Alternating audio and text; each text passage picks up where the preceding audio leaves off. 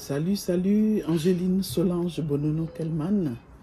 Bienvenue, c'est la MP Magistère, la chaîne de la résistance, la chaîne de l'éducation positive, l'arbre à palabres. Aujourd'hui, on va parler du respect. Qu'est-ce que le respect? Le respect s'étend un peu plus que la politesse. Le respect vient du latin respectus, qui signifie égard, considération.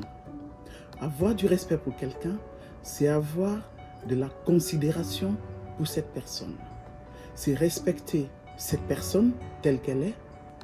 C'est respecter la liberté de cette personne, sa liberté d'opinion. C'est respecter sa religion. C'est respecter ses goûts. C'est respecter son environnement. Et le respect commence d'abord par soi-même. Et lorsque le respect renvoie à notre propre personne, il y a une idée d'estime, l'estime de soi. Donc se respecter, c'est avoir de l'estime pour soi-même. Et on a l'habitude de dire que le respect qu'on a pour soi-même, en général, on le renvoie aussi aux autres. Dans un pays de la planète, pour dire respecte-toi, on dit comporte-toi. Parce qu'effectivement, le respect renvoie aussi au comportement. C'est une notion familière, mais en même temps, c'est une notion vaste et complexe. Le respect s'attache à toute la nature humaine.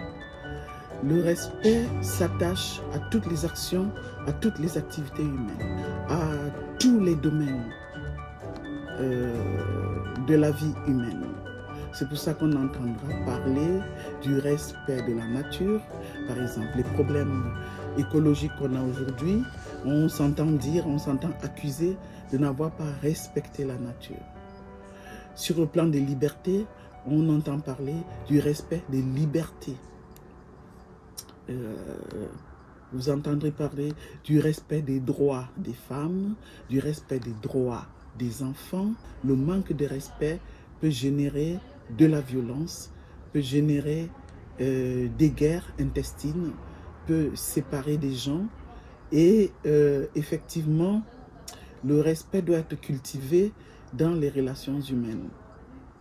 Le respect, c'est quelque chose qu'on n'apprend pas forcément à l'école, mais qu'on apprend de par l'expérience et qu'on apprend dans ce qu'on appelle l'éducation de base, l'éducation familiale.